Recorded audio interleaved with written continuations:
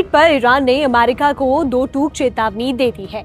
Iran की Persian gulf straight authority ने Hormuz से गुजरने वाले जहाजों के लिए नए नियम जारी किए हैं, जिसके मुताबिक सिर्फ ईरान की इजाजत से ही हॉर्मुज पार किया जा सकता है।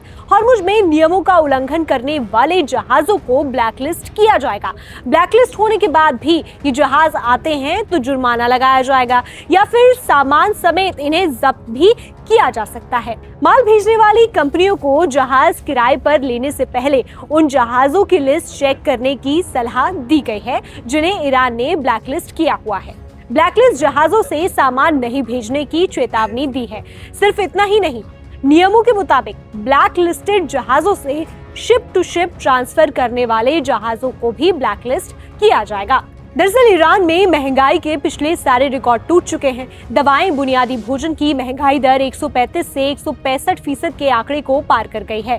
सभी उपभोक्ता वस्तुओं और सेवाओं की कीमतों में 442% की बढ़ोतरी हो चुकी है, जिससे आम लोगों की खरीद क्षमता बेहद सीमित हो गई है। अब हॉर्मुज ईरान का आखिरी विकल्प माना जा रहा है, जिससे कमाई करके वो इस संकट से उबर सकता है।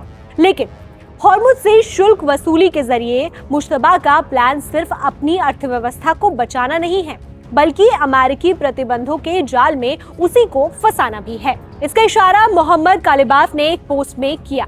एक कार्टून पोस्ट करते हुए कालिबाफ ने लिखा, विदेश नीति ठप होने से अर्थव्यवस्था ठप हो जाती है। एकमात्र चीज जो अभी भी सक्रिय है वो ईरान का बूमरैंग है। आखिर ईरान का प्लान क्या है और कैसे ट्रंप के प्रतिबंध अमेरिका और उसके मित्र देशों की अर्थव्यवस्था पर असर डाल सकते हैं? सिर्फ इतना ही नहीं, अगर ईरान का ये प्लान काम नहीं करता तो IRGC युद्ध छेड़ सकती है। ईरान ने अभी से आर्थिक D-Day को एक्ट ऑफ वॉर करार देना शुरू कर दिया है। साथ ही पड़ोसी देशों को इसमें शामिल नहीं होने की सलाह दी है। साफ है कि डोनाल्ड ट्रंप ने ईरान को झुकाने के जिस आर्थिक हथियार का इस्तेमाल किया है, ईरान या तो उसी से अमेरिका को मात देगा या फिर युद्ध एक बार फिर से शुरू होगा।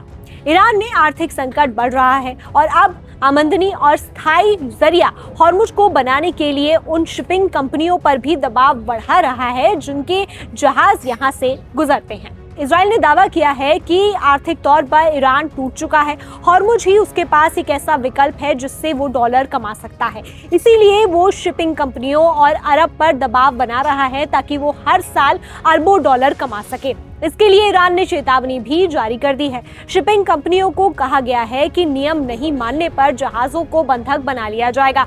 ईरान धीरे धीरे हॉर्मुज पर नियंत्रण बढ़ा रहा है और यही वजह है कि ट्रंप की मुश्किलें बढ़ रही हैं।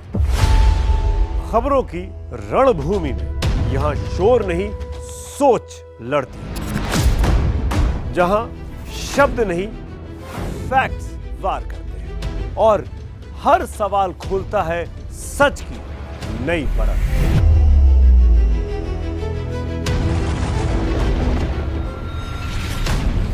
चक्रव्यूह आपके अपने सुमित अवस्थी के साथ सोमवार से शुक्रवार शाम 6:57 पर टाइम्स नाउ नव भारत पर।